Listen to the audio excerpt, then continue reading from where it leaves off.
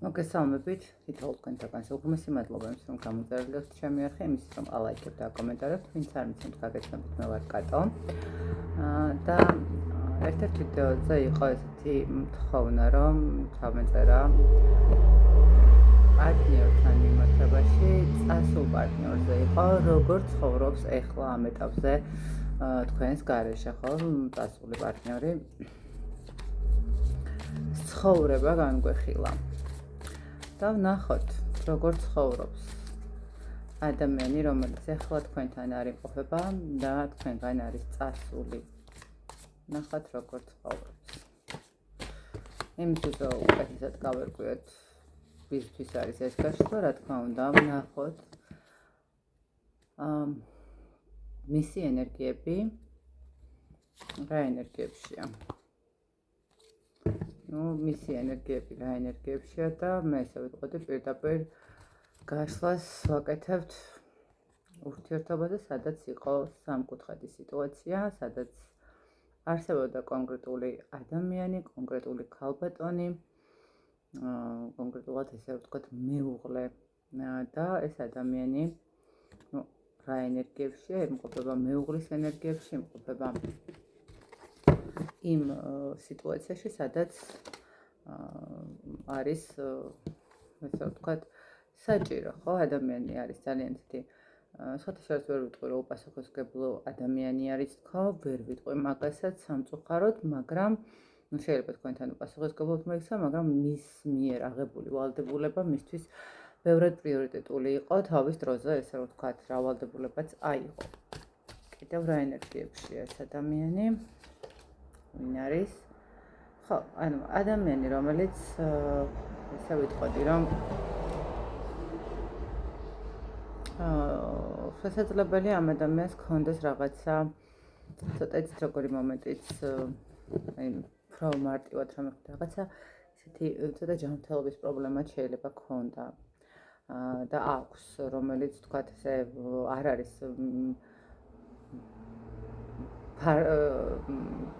გამოაშკარავებული, მაგრამ შეიძლება თქვენ იცოდით, რომ რაღაცა პრობლემა ქონდა, რომ ამ ადამიანს აქვს შესაძლებელია ეხაც იყოს ამ სიტუაციაში, ეხლა ამ ეტაპზე ქონდეს რაღაცა ისეთი პრობლემა. ყოველ შემთხვევაში ადამიანი, რომელსაც ვაკეთებთ გაშლას ეხლა და რომელიც პარტნიორიც არის წასული, ეს არის ადამიანი, რომელსაც ყავს მეუღლე, რომელსაც აქვს პასუხისმგებლობები, რომელსაც ყავს ოჯახი და ამ ეტაპზე ამ ადამიანის მდგომარეობა ცოტა ესეთ რთულ სიტუაციაში არის. კიდევ ერთხელ ვიწეხი, შესაძლებელია აქ ქონდეს რაღაცა ჯანმრთელობის პრობლემა ადამიანს, უბრალოდ შეიძლება ხა ჯანმრთელობის პრობლემა ადამიანს რაღაცა ისეთი არ შეიძლება ვთქვათ, ხო, რაღაც მაინდა-მაინც რთული მდგომარეობა, მაგრამ რაღაცა ნერვიული სისტემის მდგომარეობა, ხო, რაღაცა გულის ტკივილები. ყოველ შემთხვევაში ადამიანი თლად ასე ვთქვათ, ბედნიერ და დადებით ენერგიებში ჯერჯერობით არ ამოდის. კიდე რა ენერგია, ხო, აი, ბედნიერ და ჯანმრთელ და კარგი ენერგიებში არ ამოდის, ხო და კოშკის არკანიც ამოვიღე. ყოველ შემთხვევაში ადამიანს აქვს რაღაც განცდებიც, აქვს ცოტა ისეთი პრობლემები, შეიძლება ითქვას. ერთი სრუტი და ისეთ რა მომენტი არის ადამიანი, როდესაც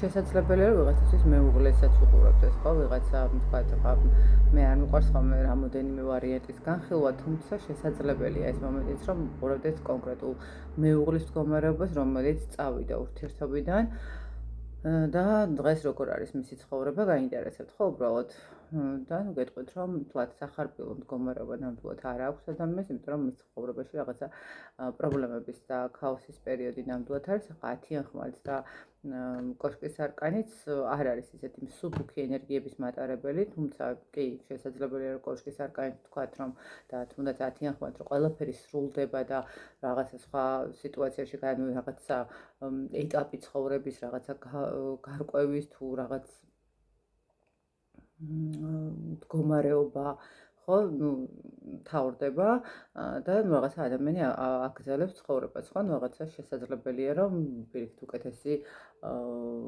მომავლისკენ წავიდეს, ხო, ყოველ შემთხვევაში აი ესეთ ადამიანზე ვაკეთებ. და ნახოთ რა ხდება ახლა ამ ეტაპზე მის ცხოვრებაში.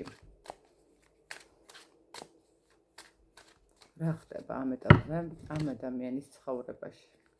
რა ხდება?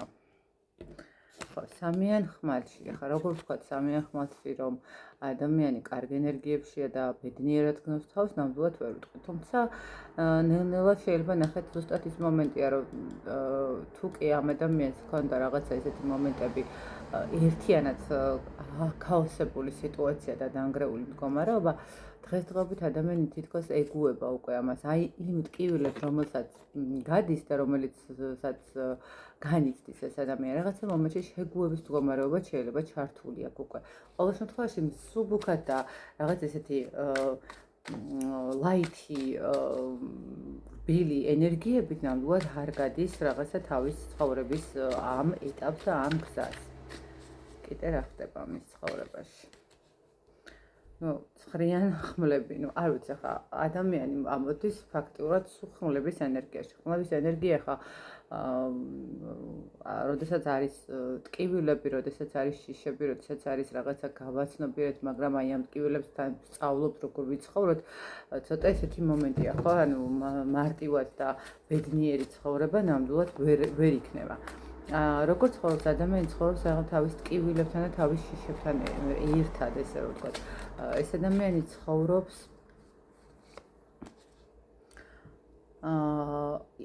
სხვათა შორის იმედის მდგომარეობით ცხოვრობს. მე ეს ვერ ვიტყვი, რომ არ ცხოვრობს იმედის მდგომარეობით, მაგრამ ყოველ შემთხვევაში მაინც აქვს ის მდგომარეობა, როდესაც შეიძლება ითქვას, რომ მას ესეთი მომენტიც აქვს, რომ ანუ ეშინია ახალის დაწყება, ხო? ეშინია კი იმედი აქვს, რომ რაღაცა გამოსწორდება და დაალაგდება, მაგრამ ამავდროულად აქვს როგორი მომენტი, იცით, რომ აი ამ ახლის დაწყების შიშიც არის, ხო? რაღაცნაირად ადამიანს ესე გამარტივებულად არ აქვს.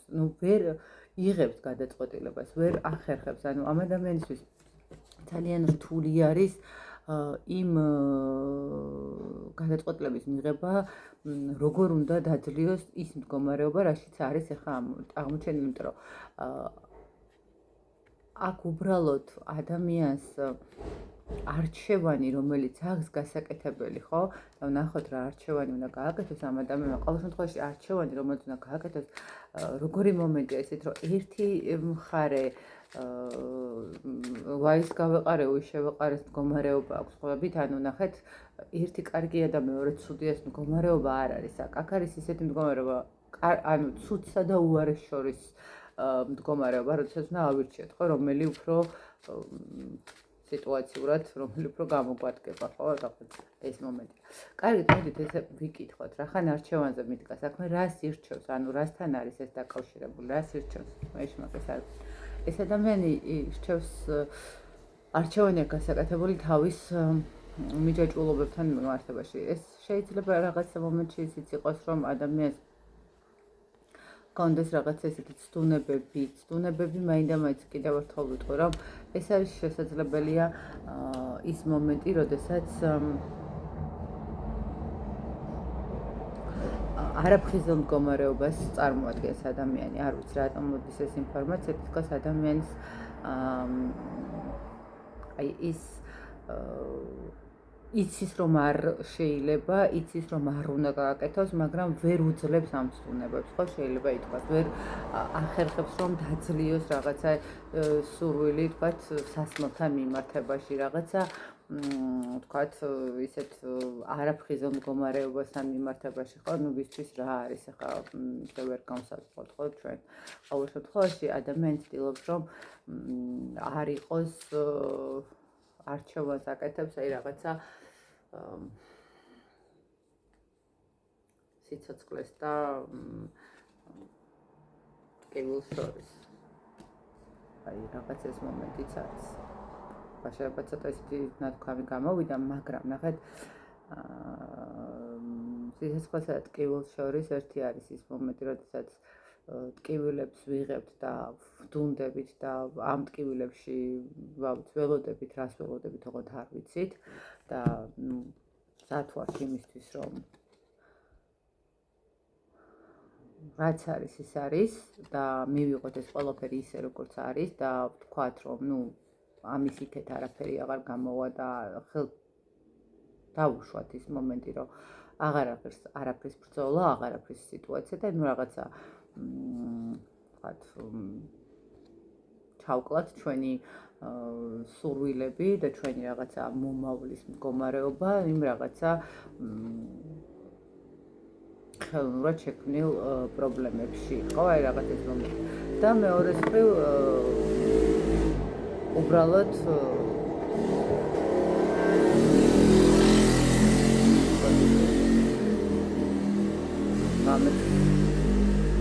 სასწაული მოძრაობაა ჩემ ქუჩაზე. და მეორე მხრივ ეს არის ის მომენტი, როდესაც ადამიანი ხო, აი რა გითხრათ, აი ცოტა ესეთი მომენტი არის. ადამიანის არჩევანი და იმდენად რთულია,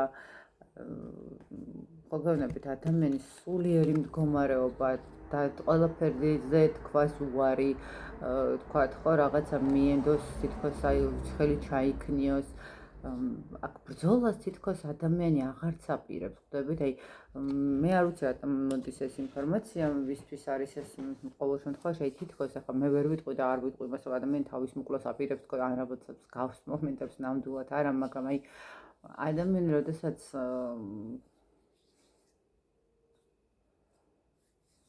იცის, რომ ეს მისთვის არ არის უვარგისია, მაგრამ მაინც არ ცვლის პოზიციას, ხო? მაინც იმ პოზიციაზე რჩება და ნუ მაინც აგრძელებს იმ ცხოვრების სტილს, რომელიც მისთვის არის დამღუპველი. რაღაცა ეს მომენტები არის აქ. ნუ ვერ უძლებს რაღაცა ცდუნებებს, ესე რომ ვთქვათ, ხო, ცდუნებებს. კარგით, ნახოთ კიდევ როგორ ცხოვრობს ეს ადამიანი, როგორ ცხოვრობს ეს ადამიანი.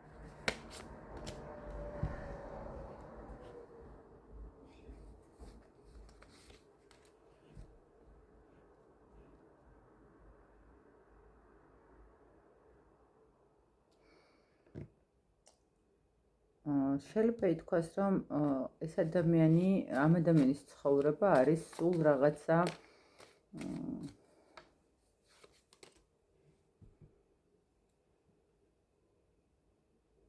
ყოველდღიური რუტინა, საიდანაც გამოსვლა ძალიან რთულია და მეორე მხრივ იცით როგორ მომენტი, აი ხო, ერთის მხრივ ჩაქნეული აქვს აბსოლუტურად ხელი ყველაფერზე, მაგრამ ნახეთ, მისი გონება არ ჩერდება. ადამიანის გონება არ ჩერდება და ნახეთ როგორი მომენტი არის.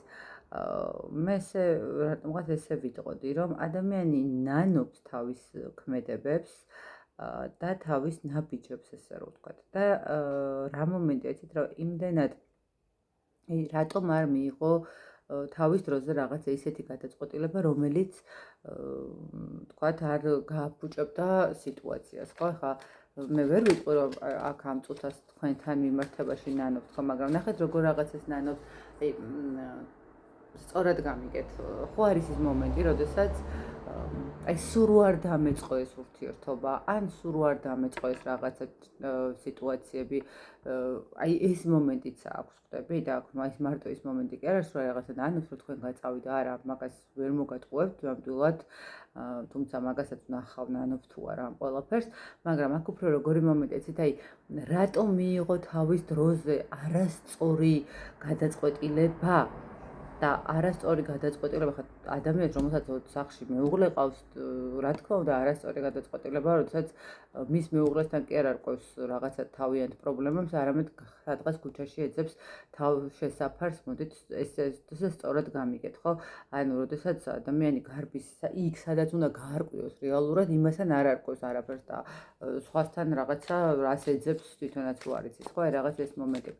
აქ თქოს ადამიანი აი ამასთან თავის დროზე სწორი გადაწყვეტილება შესაძლებელია, საერთოდ კიდევ ისიც მომენტი იყოს, რომ აი თავის დროზე როდესაც მოიყვანა მეუღლე, მაშინ რატომ მივიღა ეს გადაწყვეტილება და რატომ ადამიანს აქვს სინანული თავის ცხოვრებისეული გადაწყვეტილებების, არა კონკრეტულ ერთ ადამიანთან მიმართებაში, ან კონკრეტულად ერთ რაღაცა სიტუაციასთან მიმართებაში, აი თქვა, ან თქვენთან მიმართებაში, ან მეუღლესთან მიმართებაში, არა, ზოგადად მე ესე ვიტყოდი, რომ შეიძლება ადამიანი ფიქრობს კიდევაც იმას, რომ აი მთელი ცხოვრება იცხოვრა არასწორი ცხოვრებით, ხო? აი რაღაცა შეეძლო, ბევრი რამე შეეცვალა თავის ცხოვრებაში, ბევრი რამე გამოესწორებინა, ბევრი რამე გაეკეთებინა, თუნდაც ხო, რაღაცა ადამიანს ჰქონდა რაღაც საშუალება იმისი, რომ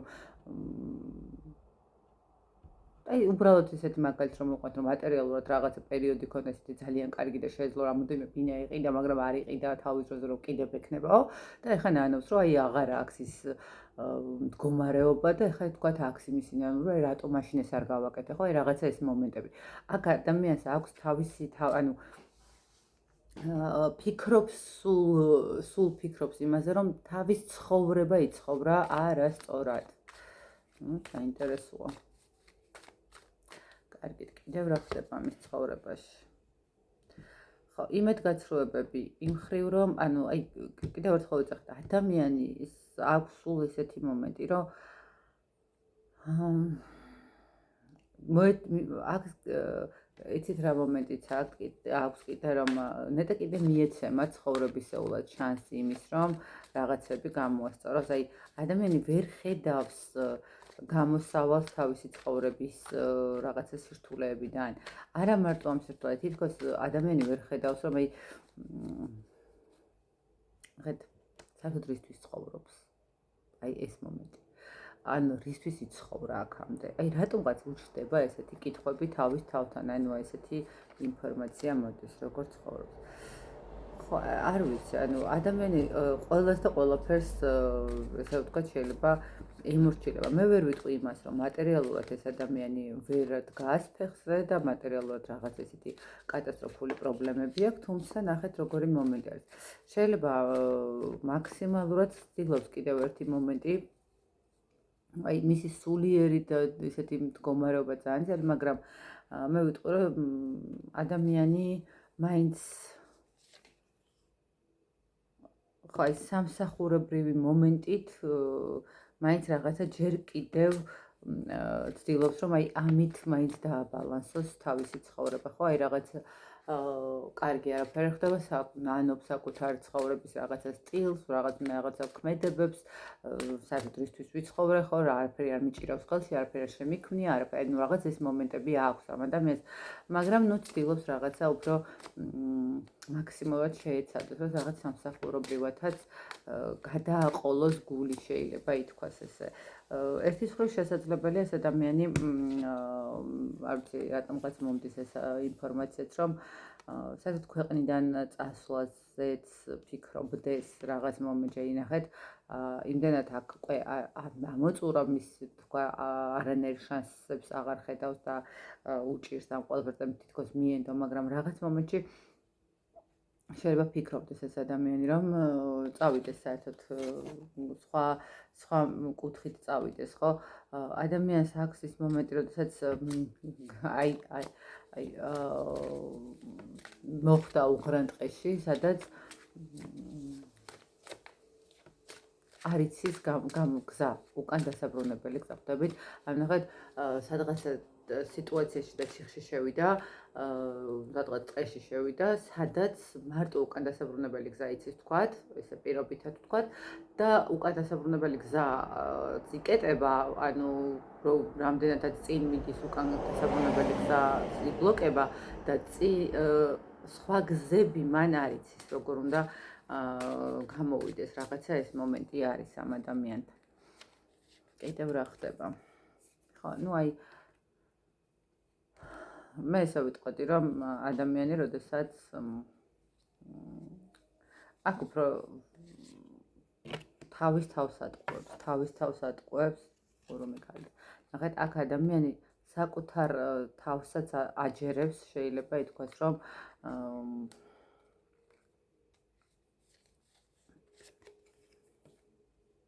ყველაფერში დამნაშავე სხვები არიან, რაღაც ეს მომენტი აქვს. ყველაფერში დამნაშავე სხვები არიან. ყველაფერში დამნაშავე შეიძლება თქვენც იყოთ ქალბატონი, რომელიც არის ახლა ცივ ენერგიებში, რომელიც არის დაშორებული და რომელიც ანუ თითქოს რაღაცა ადამიანი როგორც ცხოვრობს, აი თქვენთან მიმართებაშიც აქვს ფიქრები იმასთან დაკავშირებით, რომ თქვენც რაღაცა არასწორი მდგომარეობა შეიქმნა თქვენთან ურთიერთობაში და თქვენც ხართ ამაში დამნაშავე, მთლად მარტო ის არ არის ამაში დამნაშავე, ეს მომენტიც აქვს. და თქვენ მე ესე ვიტყოდი, რომ ეს ადამიანი იმასაც ფიქრობს, რომ თქვენ უფრო გაგიმარტივდათ ყველაფერი, ვიდრე მას. თქვენთვის უფრო მარტივი იყო ამ სიტუაციის დაალაგება და თქვენი ენერგიების დაალაგება, ვიდრე მისთვის იყო ეს მომხდარი, ხო, ესე რომ ვთქვათ.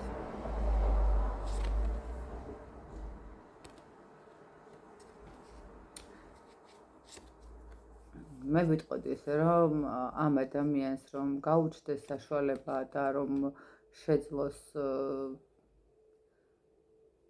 თავის ხელში აყვანა და აი იმ მდგომარეობის იმ რაღაცა სიტუაციების, რომ როდესაც სურვილი დაეკარგა ყველაფრის, ხომ? ანუ ეს მომენტი რო არ ქონდეს, მე ესე ვიტყოდი, რომ ეს ადამიანი შეიძლებოდა რომ დაბრუნებულიყო თქვენთან და კვლავ რაღაცა ხო, აუცილებლად დაბრუნდებოდა. და ერთის მხრივ მე ესე გეტყვით, რომ ეს ადამიანი დაბრუნდება კიდევაც. ეს ადამიანი დაბრუნდება. ერთი მომენტი მაინც ეცდება დაბრუნებას, რომ გაერკვიოს, აი რაღაც იცით რა მომენტში, როდესაც აი ამ თავის